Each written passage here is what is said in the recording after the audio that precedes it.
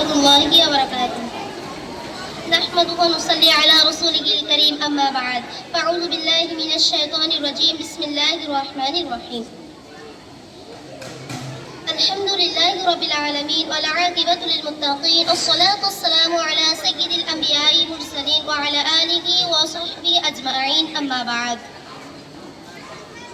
সমস্ত প্রশংসাই মহান রব্বুল আলামিনের দরবারে জ্ঞাপন করি, যিনি আমাদেরকে এই পরাধীন ভারতবর্ষকে অত্যাচারী জালেম শাসক তাদের হাত থেকে ছিনিয়ে নিয়ে আমাদের স্বাধীন রূপে আমাদের হাতে তুলে দিয়েছেন।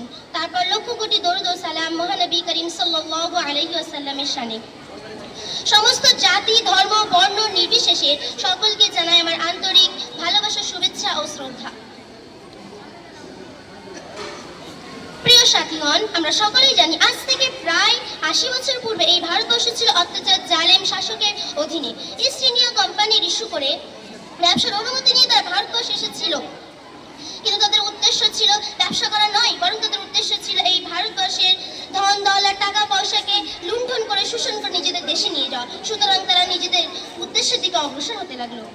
সাথীগণ, কেমন ভাবে দেখুন, তারা ১৬০১ খ্রিস্টাব্দে ইংরেজ সম্রাট তিনি ব্যবসার অনুমতি নিয়ে ভারতবর্ষে এসেছিলেন। তখন ভারতবর্ষের বাদশা ছিলেন সম্রাট জাহাঙ্গীর। তিনি তাদের মনোভাব বুঝতে না পেরে তাদেরকে ব্যবসার অনুমতি দিয়েছিলেন। তাদের প্রতি সুধারণা রেখে প্রতি ৫০০ বর্গমিটার এক একটি জমি এক একটি ইংরেজদের হুকুমতে ন্যস্ত করেছিলেন। তারা যে বেঈমান বদমাইশ নেমোখারাম ছিলেন তিনি সেটি জানতেন না।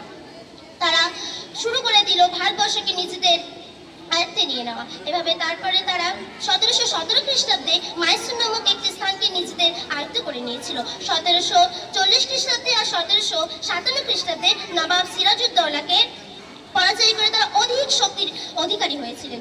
তারপর তারা এই পরাধীন ভারতকে নিজেদের অধীনে করে নিল এবং তাদের নিজেদের উদ্দেশ্য মতো এই ভারতবর্ষের ধন দৌলত টাকা পয়সাকে শোষণ করে লুণ্ঠন করে নিজেদের দেশে নিয়ে যেতে লাগলো। এই ভারতবর্ষের টাকা পয়সা ধন দৌলতকে লুণ্ঠন করে তারা ক্ষান্ত হয়নি, বরং তারা ভারতবর্ষের মানুষের উপরে অত্যাচার বাড়িয়ে দিল। তার প্রতি বাড়ি পিছু ২৫০ টাকা করে কর বসাতে লাগলো, চাষিদেরকে নীল চাষ করতে বাধ্য করলো। এমনকি তারা ভারতবাসীদের উপরে এটি বলল যে এই সিদ্ধান্ত নিল যে ভারতবর্ষের মানুষ জন্মদাতা হিসেবে ভারতীয় হলেও তাদের আইন কানুন নিয়ম নীতি কৃষ্টিকালচার হিসাবে হবে। ব্রিটিশ ও ভারতবর্ষের মানুষদেরকে ধর্মীয় স্বাধীনতা দেওয়া হবে না।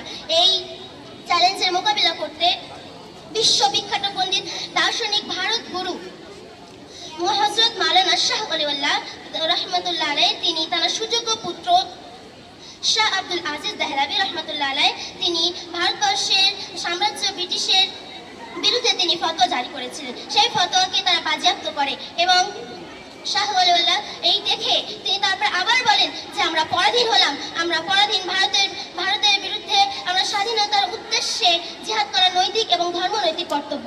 তখন থেকে শুরু হয়ে গিয়েছিল সাম্রাজ্যবাদী ব্রিটিশ শাসকের বিরুদ্ধে জিহাদ। তাই ১৭৫৭ খ্রিস্টাব্দে ভারত বিখ্যাত বুজুর্গ হাজী ইমদাদুল্লাহ মুহাজির মক্কি রহমতুল্লাহ আলাইহির নেতৃত্বে মাওলানা কাসিম নানতাবি রহমতুল্লাহ আলাইহি, হযরত মাওলানা রশিদ আহমদ গাঙ্গোহী রহমতুল্লাহ আলাইহি, হাফিজ জামিল রহমতুল্লাহ প্রমুখ বুজুর্গ শামীর ময়দানে সাম্রাজ্যবাদী ব্রিটিশের বিরুদ্ধে জিহাদ করে তাদের তোপ কামান অস্ত্র শস্ত্র ছিনিয়ে নিয়েছিলেন। তাই সেই সময় ইস্ট ইন্ডিয়া কোম্পানি ঘোষণা করেছিল যে সমস্ত মুসলমানের মাথায় থাকবে টুপি, পরনে থাকবে লম্বা জামা ও মুখে থাকবে দাড়ি, সেই সমস্ত মুসলমানকে ধরে যেন ফাঁসি দড়িতে ঝুলিয়ে দেওয়া হয়। তখন সেই সমস্ত ব্রিটিশ প্রশাসক ১-২ সপ্তাহের মধ্যে যে সমস্ত মুসলমানের মাথায় ছিল টুপি, পরনে ছিল লম্বা জামা ও মুখে ছিল দাড়ি, সেই সমস্ত মুসলমানকে ধরে ফাঁসি দড়িতে ঝুলিয়ে দিতে লাগলো। সেই ফাঁসি দড়িতে ঝুলেছিল তার মধ্যে প্রায় ৫০০০ ছিল আলেম উলামাগণ। সেই সময়ে দিল্লি শহরে ৫০০ ছিল আলেম উলামাগণ।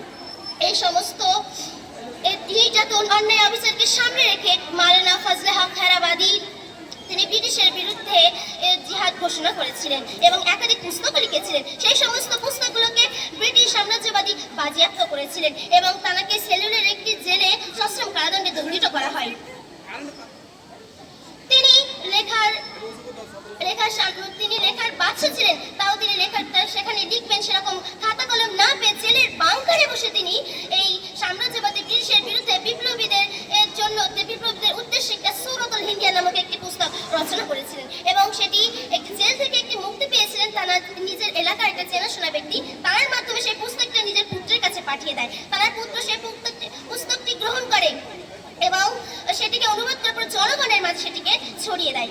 তারপরে ওই ফজলে হক খায়রাবাদী তিনি তানাকে ওই সেলুলের জেলে মৃত্যুবরণ করেন এবং তানাকে সেখানেই সমাধি করা হয়। এই অবস্থা থেকে ইংরেজ শাসক বুঝতে পারে যে তাদের বিরুদ্ধে বিপ্লব কমবে না, তাই তারা ঠিক করলো তাদের এই প্রশাসনটা বজায় রাখার জন্য সর্বপ্রথম যেটা করতে হবে সেটা হলো আলেম উলামাগণকে হত্যা করতে হবে এবং তাদেরকে ফাঁসির দড়িতে ঝুলিয়ে দিতে হবে, তাদের সমাজকে নির্মূল করে দিতে হবে। তাই তারা ঠিক করলো যে সমস্ত মুসলমানেরা এই সমস্ত বিপ্লবে যুক্ত হবে তাদেরকে মেরে ফেলবে। তাই তারা এরকম ধীরে ধীরে 1864 খ্রিস্টাব্দ থেকে 1867 খ্রিস্টাব্দ পর্যন্ত প্রায় 14,000 আলেম উলামাগণকে ফাঁসির দড়িতে ঝুলিয়েছে। তাই মিস্টার টমসন তার জীবনীতে লিখেছেন যে জেলের চক থেকে নিয়ে খায়রাবাদ পর্যন্ত একটা সড়ক চলে গেছে, সেখানে দুই পাশে এমন কোনো বৃক্ষ ছিল না যে বৃক্ষে কোনো আলেম উলামাগণকে ফাঁসির দড়িতে ঝোলানো হয়নি। তারপরে দেখা গেল যে ভারতবর্ষে মুসলমানের সংখ্যা কমে গিয়েছে, কারণ ব্রিটিশ সাম্রাজ্যবাদী তো তাদেরকে হত্যা করে সমূলে নির্মূল করে দিয়েছে এবং মাদ্রাসা মসজিদগুলোকে ভেঙে চূর্ণ বিচূর্ণ করে দিয়েছে। ঠিক তার কয়েক বছর পর অর্থাৎ স্বাধীনতার পূর্বে মাওলানা হোসেন আহমেদ মাদানী তিনি সাম্রাজ্যবাদী ব্রিটিশের বিরুদ্ধে তিনি একটি ঘোষণা করেছিলেন যে তাদের মাধ্যমে তিনি ফতোয়া দিয়েছিলেন যে সাম্রাজ্যবাদী ব্রিটিশের অধীনে চাকরি করা এবং তাদেরকে সাহায্য করা হারাম। এই ফতোয়া শুনে সাম্রাজ্যবাদী ব্রিটিশ তাকে বন্দী করে এবং গুলির অর্ডার দিয়ে দেয়। তার কিছুদিন পরে সেই সাম্রাজ্যবাদী ব্রিটিশের বিরুদ্ধে প্রকাশ্যভাবে একটি জিহাদের ঘোষণা করা, একটি সমাবেশের ঘোষণা করা হয়। সেই সমাবেশে সমস্ত মুসলিম, খ্রিস্টান, জৈন ধর্ম, সে সমস্ত জাতি ধর্ম নির্বিশেষে সমস্ত মানুষ, প্রায় লক্ষ লক্ষ মানুষ সেই জনগণের সেখানে সমাবেশ হয়েছিলেন। কিন্তু সকলে জানতো এখানে মাওলানা হোসেন আহমেদ মাদানী তিনি আসবেন না, কারণ তার বিরুদ্ধে গুলি ঘোষণা করা হয়েছে। কিন্তু আল্লাহর কি কারিশমা দেখুন যে তার নিজের পরোয়া না করে, জানের পরোয়া না করে কাফনের কাপড়টাকে নিজের সঙ্গে করে নিয়ে তিনি কবিতা পড়তে পড়তে স্টেজে উঠে লাগলেন।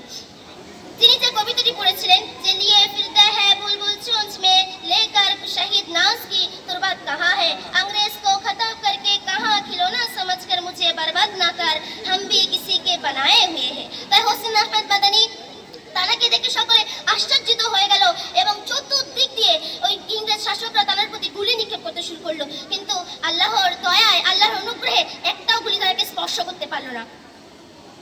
যখন এই ঘটনা দেখলো তখন সাম্রাজ্যবাদী ব্রিটিশ দেখলো যে তানাকে তো গুলির মাধ্যমে তানাকে কোনো কিছু করা হয়নি, তাই তার মাধ্যমে সরকারি একটি মামলা চাপিয়ে দেওয়া হয়। সেই সরকারি মামলায় তাকে 4 বছরের সশ্রম কারাদণ্ডে দণ্ডিত করা হয়।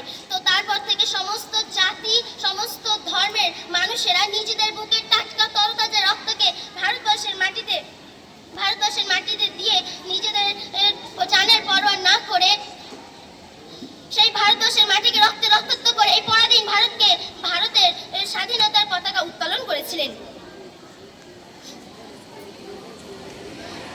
তারপর থেকে আমরা স্বাধীন ভারত পেয়েছি এবং 15ই আগস্ট হয়ে আমরা 15ই আগস্টটাকে স্বাধীনতা দিবস হিসাবে উদযাপন করে থাকি। সেই সমস্ত বিপ্লবীদেরকে আমার অন্তর থেকে জানাই সম্মান ও শ্রদ্ধা, আর সেই সমস্ত জাতি, ধর্ম, বর্ণ নির্বিশেষে সকলকে জানাই আমার সাধুবাদ। কিন্তু অত্যন্ত দুঃখের বিষয় হলো, অত্যন্ত পরিতাপের বিষয় হলো যে সমস্ত মানুষেরা নিজের জানের পরোয়া না করে নিজেদের ধন সম্পদকে এই ভারতবর্ষের মাটিকে রক্তে রক্তাক্ত করেছিলেন, নিজেদের জীবনটাকে পরোয়া না করে, তাদের ইতিহাসের খাতায় তাদের নাম নেই। আমি সেই সমস্ত সাম্রাজ্যবাদীদেরকে বলতে চাই যে যতই তোমরা মিথ্যাটাকে দিয়ে এই সত্যটাকে ঢাকার চেষ্টা করো না কেন, তোমরা কখনোই পারবে না, কারণ সত্য ঢাকা যায় না, কখনো মিথ্যা দ্বারা কখনো সত্যটাকে ঢাকা যায় না।